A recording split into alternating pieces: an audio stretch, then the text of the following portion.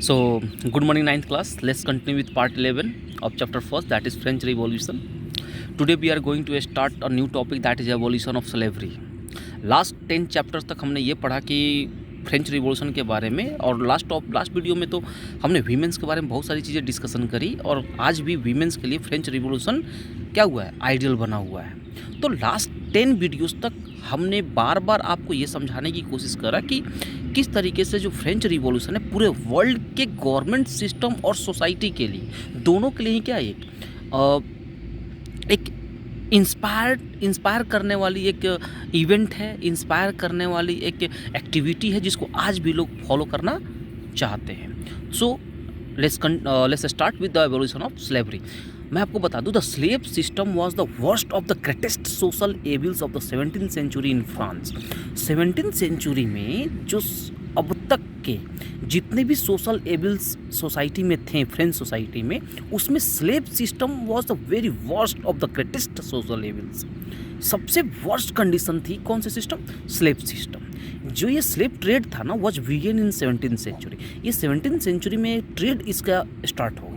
Slavery system तो already exist कर रही थी, लेकिन 17th सेंचुरी से उसका ट्रेड शुरू हुआ। बस में आ रही है ना?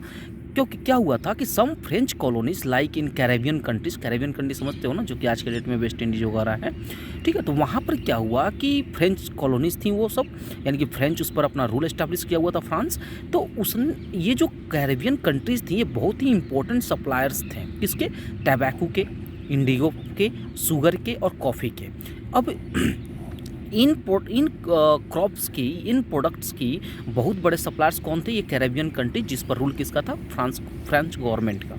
लेकिन जो यूरोपियंस थे, Europeans were very reluctant to go and work there. इतने दूर जगहों पर यूरोपियंस जाना नहीं चाहते थे और काम नहीं करना चाहते थे। इसी वजह से, ड्यू टू सच रीजन्स, इस रीजन की वजह से लेबर की शॉर्टेज हुई। और लेबर की शॉर्टेज होने से, कहाँ पर लेबर की शॉर्टेज? ऑब्वियसली प्लांटेशन फील्ड में। और प्लांटेशन फील्ड में जब लेबर की शॉर्टेज हो गई, तो इन लोगों ने क्या करना शुरू कर दिया?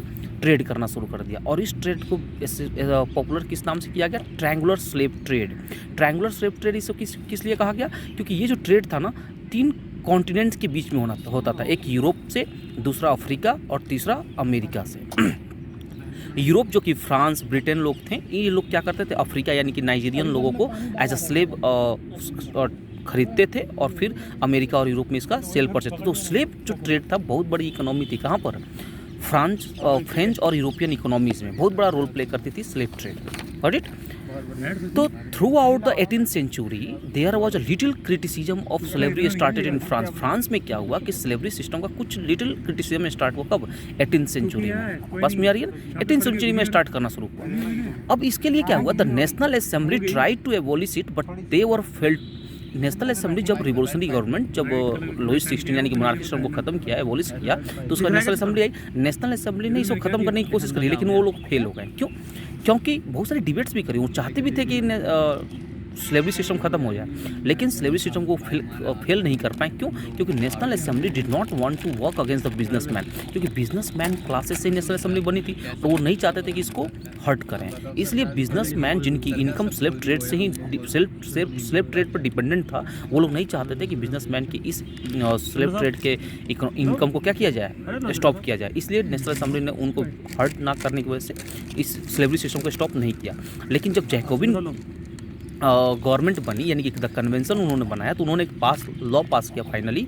और इससे क्या किया गया? सारे स्लेव्स को फ्री करने का ऑर्डर दिया गया कि भाई पूरे फ्रेंच कॉलोनीज से स्लेव को क्या कर दिया जाए? फ्री कर दिया जाए।